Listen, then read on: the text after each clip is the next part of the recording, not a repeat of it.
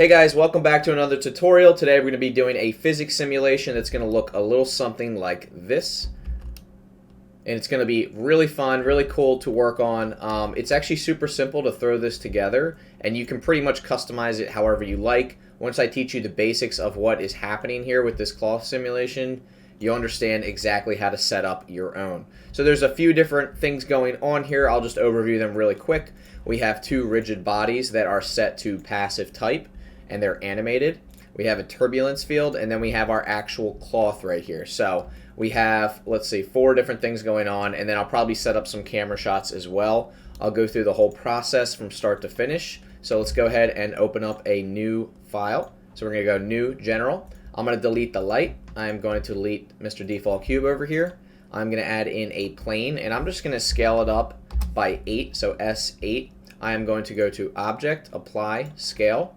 I'm going to tab into edit mode here, guys. Right click, subdivide. I'm just going to click that a few times. That looks good right there. So something like that would probably be perfect. I'm going to tab out of edit mode. I'm going to give this a subdivision surface modifier. You can just leave those settings as they are. Right click, shade smooth. And then I'm going to go over to our physics properties, add a cloth physics. And then we're going to adjust some settings in here, but before we do that, I'm going to save this to my Instagram folder as cloth simulation slow motion. Cool. And I will scroll down here, and there's a few things we want to do. First, we want to set our quality steps to 10, super important. And then we want to scroll down here. We want to pop open where it says collisions. And under collisions, you want to make sure you click on self collisions. So you should be good to go there. And I do believe that's all the settings right there. And then we want to go over to our scene tab, and we want to turn off gravity, and you'll see why in a second. So turn off gravity, and then you can leave everything else as it is. So now what we want to do is we want to add our rigid bodies in, the things that are going to affect our cloth. So right now if we hit play, nothing's going to happen because there's no gravity. But that's okay because we don't want the gravity to happen right now. So actually the first thing I'm going to do before I add my objects in is I'm going to go to Add, Force Field, and then I'm going to select turbulence. And you guys are going to notice what this does right away once I press play, but right now the value is so low you won't see any effect. So I'm actually going to go over to my force field properties on the right hand side here, and for the strength I'm just going to put 100, and then watch what happens when I press play. You see how we have these wrinkles going on with our cloth? So this is just a really easy way to simulate some basically what turbulence would look like on a cloth. So it's just a really cool way to immediately get this interesting effect on the cloth. And of course we can come back and bake this as well. But we're going to be combining this turbulence with some physics objects as well. So let me go ahead and save this. Now let's go ahead to Add Mesh Sphere. Now you can either do a sphere or a round cube, which is more or less the same thing. You just have to adjust the radius to 1, and we'll do our arc to 10. So now we have our round sphere here. I'm going to move it up on the z-axis, and I'm actually going to go to my top-down view, and I'm going to move it somewhere over here. That looks pretty good. And now we want to animate this up and down, and we're going to want to animate this twice for both of them. So I'm going to Shift D to duplicate, and I'm going to bring this one onto this side. Now you can also adjust the size of these spheres as well to your liking. So I'll probably do S2 for this one, just make it a little bit bigger. I'll bring it up, and then the other one we can do S.75. I'm sorry, not S. We want to do S. Sorry guys, I got my stuff mixed up. S1.5. There we go. That looks pretty good. So we'll have this one be the bigger sphere, and this one will be the smaller one on the bottom. And what we want to do is animate them up and down. But before we do that, let's go ahead and add our rigid body. So clicking on my sphere, I'm going to add a rigid body. I'm going to give it a type of passive, and then I want to click this little checkbox that says animated, which basically means we can animate it and it'll still affect the rest of the physics objects within our scene here. I'm also going to make my face a little bit smaller for the purposes of the tutorial so you guys can see what I'm doing, and I'm going to bring myself up right here. Perfect, that way I'm not blocking the timeline. Let me bring the timeline up because we're going to be keyframing some stuff as well. Alright, so now that we have everything set up, we want to copy our physics to this sphere right here. So I'm going to click on this sphere, shift click the one we just applied our physics to, and I'm actually going to go up here to Object, Rigid Body, Copy from Active, and now if you click on this sphere, it has the same physics properties as this one right here. So we should be good to go. The only other thing I could think of is instead of convex hull, you can choose sphere if you want to. That's fine too. It's going to probably do just about the same thing for both of them. Sphere is just a little bit more accurate for Blender to calculate, I think. So now that we have everything set up, nothing will happen yet until we animate these. So on frame 1, I'm going to insert a location keyframe for our sphere here. I'm going to move forward to frame, how about we call it frame 60. I'm going to go to my side view. I'm going to bring it down very far, like somewhere down here. Insert location. And now if we play this back, we should have our sphere affecting our plane. Actually, we won't. We have to add collision. Sorry, guys. I did miss one part. So click on your sphere and add collision. And now we should be good to go. So let's go ahead and play this back. Yep. So we have our sphere affecting our cloth. Everything is set up. We just need to add a collision physics property to this other sphere as well. My apologies, guys. I knew I was missing something there. So now if we play everything back, you should see this sphere affecting our plane. And we still have the turbulence also affecting our plane. And as you can see, we have a nice physics simulation. Now, you're probably wondering why nothing is happening over here, because we haven't animated this sphere yet. So let's go ahead back to frame 1. Let's insert a keyframe for this one as well. And I think I'm going to bring it in on the y-axis just a little bit. Insert location, jump forward to frame 60, and we're going to move this thing way up, like way up here. Insert location. All right, now let's go ahead and play everything back. Save this, of course. And I'll show you guys how to get smooth playback as well. Right now it's a little jittery. We're running at about 6 frames a second. Now as you can see too, everything is looking nice, but if you zoom into the cloth, you'll see it's a little bit jagged. One of those things that you could turn on is auto smoothing, but sometimes that messes around with the cloth. So you could go ahead in here and bump up our divisions for our resolution. But again, you're going to get stuff like this when you do that with cloth. So be very careful. Everything should look fine in rendered view, but in your solid view, it's going to look a little strange. And I'm going to show you guys how to set up some camera shots and go ahead and mess around with this even more. So far, I think it's looking really cool. And if you wanted to affect things even more, you could take your turbulence and you could actually adjust it even further. So right now it's at strength 100. I'm going to set it to 1,000. Let's just see what it looks like. It's probably going to be a little bit overkill, but let's just go ahead and check it out. Still pretty cool. It gives us some dynamic movement. Everything's looking pretty good. And again, you guys can pretty much add whatever you want to this physics simulation. I think it looks awesome so far. And now I think we're ready to start like adding materials, and then we can come back and add even more to our physics if we want to. But as of right now, I'm pretty happy with what we have so far. I want to set up a few camera angles, and I want to go ahead and transfer over to cycles here so we can get some really cool materials going. So let's go ahead to cycles. We'll do GPU as usual. I'm just going to add a little environment texture in here as usual because that's the easiest way to get some quick lighting. So I think I'm just going to select this one right here. That one looks good. Let's go ahead to our rendered view. Everything's looking great. And then for our spheres, I think what I'm going to do is I'm actually just going to make them metallic. So I'm just going to give them a shader that's high metallic, low roughness. Right click, shade that smooth. And then I'm going to click on my bottom sphere, shift click my top sphere, Control L, and I'm going to link the materials.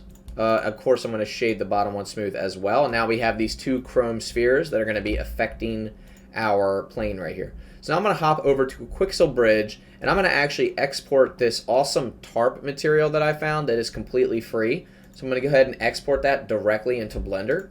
Now that it's in Blender, I just click on my plane, I click the material drop down, I select my new material.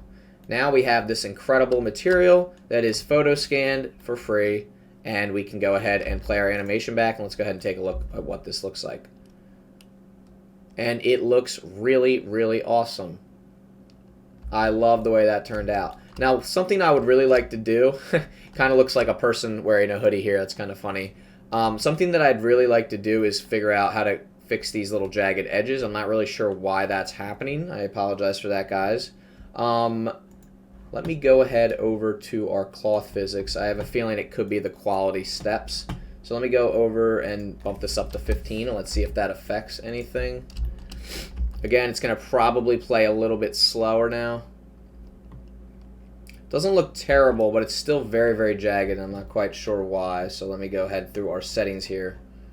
Oh, here we go. Quality of collisions. Let's bump that up to 8. And let's go ahead and replay that back. I do think that definitely looks a little bit better, at least around the edges. Still getting a little bit of jagged edges there. That's very strange. I'm not sure why that's happening. Play this back again. Alright, so I bumped up our subdivisions again to 2, and we're going to go ahead and play this back. Now, I noticed why it was glitching so much earlier, and that was because you don't want to bump up your modifiers as you're playing the simulation, so something to keep in mind. And I actually think this is looking a lot more accurate now. Yeah, it looks really good. So if we went over to rendered view, it looks pretty realistic in terms of how I think this would react with zero gravity. Now, something I'm going to do for visual purposes is I'm going to add in another plane, just scale it way up, bring it down below our simulation, and I'm probably going to just give this like a darker color, just so it's really easy to see this when we go to add in our cameras. But as of right now, I'm pretty happy with the simulation. I would say it's pretty cool. I enjoy this. I think I might actually duplicate this sphere or add another one and actually have a few more spheres going up and down just to kind of like add to what we already have. Or we could even do a cube. Like we could go in here, add a cube, right? Bring it up on the z-axis. I'm just going to copy my material over to the cube. I'm going to give our cube a slight bevel, maybe a few segments there, something like that. Let's give ourselves 10 segments. Let's go ahead and apply that, shade smooth. Now our cube is looking really good. Let's go ahead and move it somewhere where other physics objects are not. Right about there would be perfect. And let's go ahead and insert our, well, let's first copy the physics settings as we did before. Copy from active. Now we should have a rigid body, and we should just add our own collision. All right, so we have our rigid body and collision. Let's insert our location.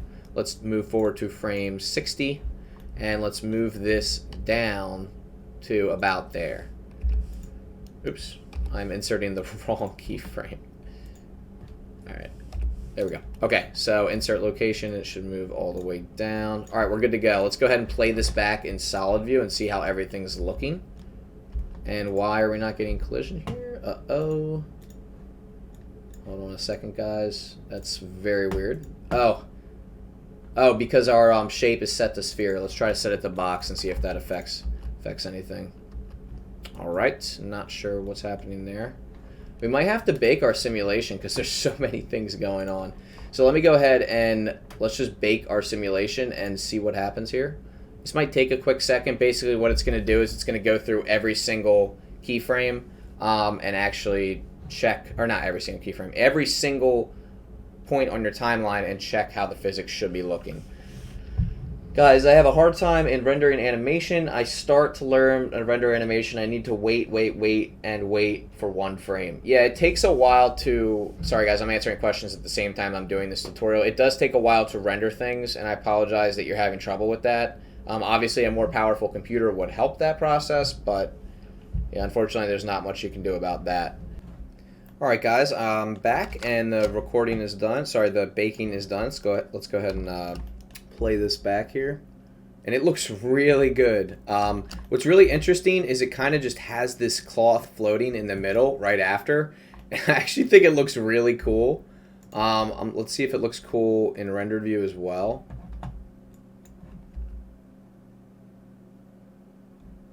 It looks interesting. I definitely think this is enough to understand how to do these amazing cloth simulations, but I have an idea of something else I might want to go ahead and show you guys. I think the turbulence is really interesting, and we could actually probably animate that as well. But so far, that's pretty much it for the actual cloth physics right there. I'll probably go ahead and animate some kind of camera movement for one of these. Even the top-down view looks pretty cool if you go ahead and play this back. Yeah, that looks awesome. So something we could do is parent our camera to this sphere. And then before I do that, though, I'm going to have the camera face straight down. So let's go ahead and try to just plan out that shot real quick. I'm going to rotate the camera straight down, 0 degrees, and I'm going to rotate it 90. Or actually, let's do 0. All right, that looks good. All right, so now it's at 0 degrees. I'm going to bring it right here, right above our sphere. That looks perfect. And we're going to set it to 0 on the x-axis. And we'll just do -5 is fine, and 10. All right, now let's go ahead and parent it to our sphere. I think we should be good. So now when the sphere moves up, so does the camera, as you guys can see. Now let's go ahead and look at our camera perspective. That looks awesome. Now I actually want to adjust our camera. So I'm going to click on our camera and just move it up on the y-axis so we're centered a little bit more. So now if we play this back, we're kind of like rising with the cube. It actually looks really, really cool now that I'm looking at it. So I think we're going to make this one of our shots here. Now before I do anything else, I'm going to change this to 1080 by 1920 so that we're in our kind of phone view here. This is what we'll actually see. Also, another thing I might do is I think I might add some depth of field, because you guys know how I love my depth of field. Let me select the round cube, and let's just do 0.1, see what that looks like. It looks pretty cool, but I'm probably going to have to set it to like 1, because I still want to see the cloth too. So this is going to be our shot here. Pretty awesome. Another thing we could do is have our camera rotate, or just kind of like back up. So we could keyframe our camera, insert location and rotation, and then wait till this is done going through its whole thing here, and we could go ahead and rotate our camera up, move it down on the z-axis, oops, and back on the y-axis, right, like that. And we could go down like that. Let's just see what that looks like. It's probably going to look a little bit weird. Yeah, not a huge fan of that shot. So I'm actually going to delete that keyframe, and we're just going to keep it the way it is for now. But I do want to have a side angle, kind of like this, where we're watching this thing rise through, right? So I think I'm going to set up another camera angle. For now, I like this camera angle to capture that.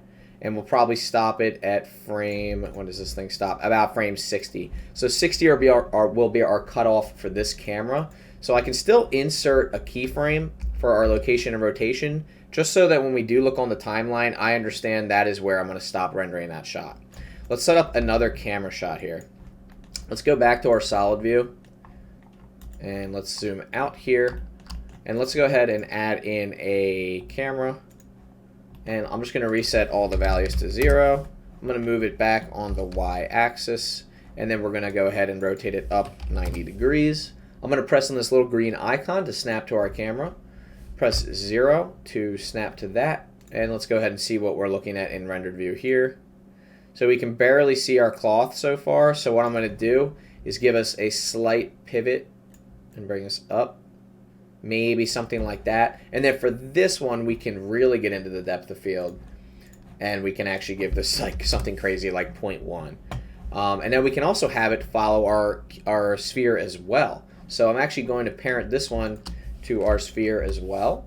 So now if we play this back, we can see that we have some follow movement right here as well. So this looks really, really cool too. I actually really like this angle a lot. So I'm going to be combining all of these angles into like a singular shot. Let me go ahead to viewport display, bump this up, make sure everything looks good. The other thing that I might do, guys, is I might back the camera up just a little bit. Let's back it up on the y-axis a little bit. Z. Let's go ahead and just take a look at what we're looking at here. This looks pretty good. Yeah, that looks awesome. Okay, guys, I'm pretty happy with that. Yeah, I almost want to hide this floor plane too, just see what everything else looks like without it. I think that looks incredible. I'm happy enough with that to kind of showcase the actual physics side of things. That looks so nice.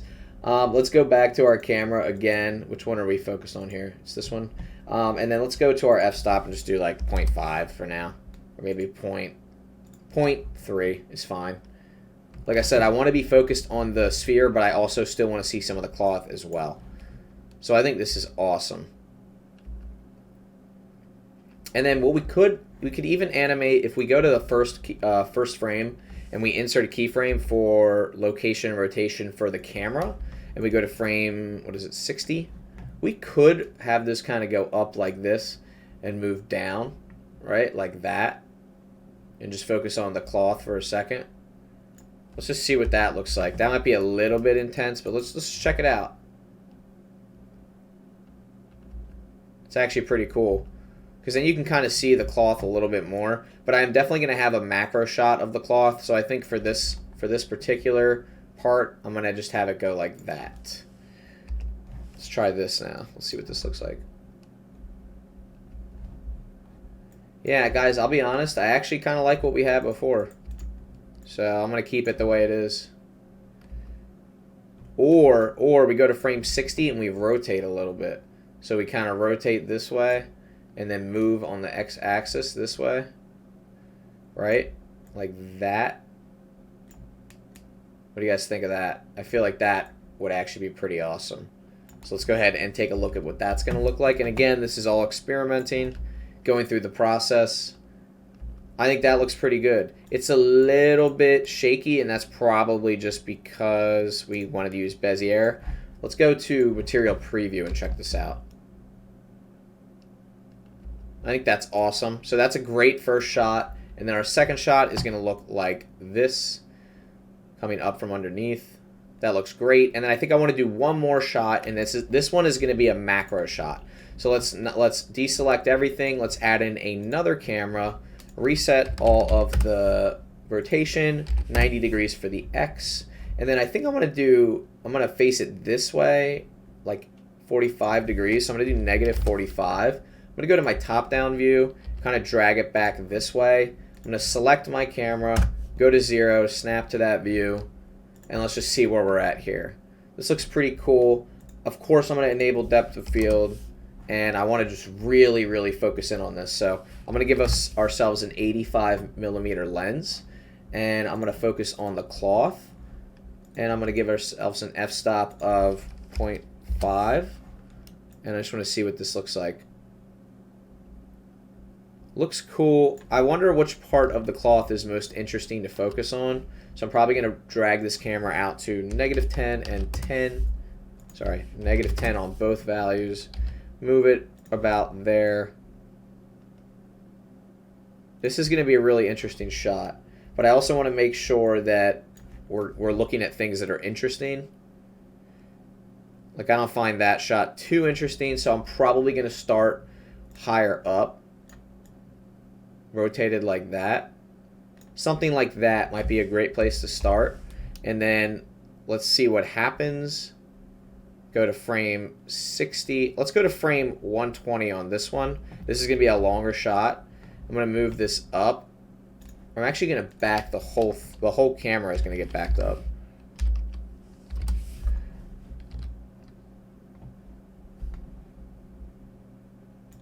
And then rotation wise, we can be looking like that.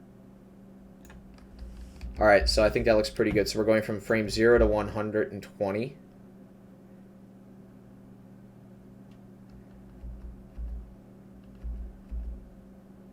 I think it looks pretty good. I do think the cloth could use a little bit of work overall, but this shot is pretty solid. I'm pretty happy with it. Maybe we could go a little bit closer to the left side. So I'm going to move us on the y-axis here.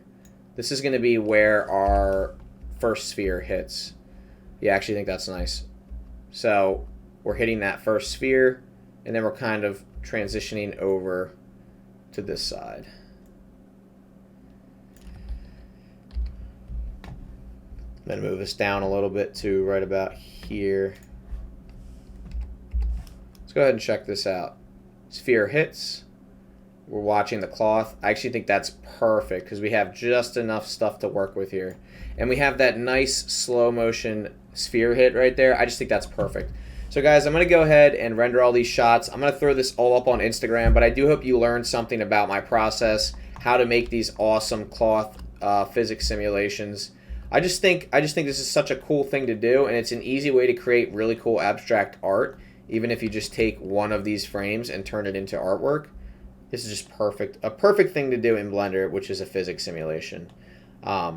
This is just awesome. So, guys, I hope you enjoyed this, and I will see you in the next tutorial.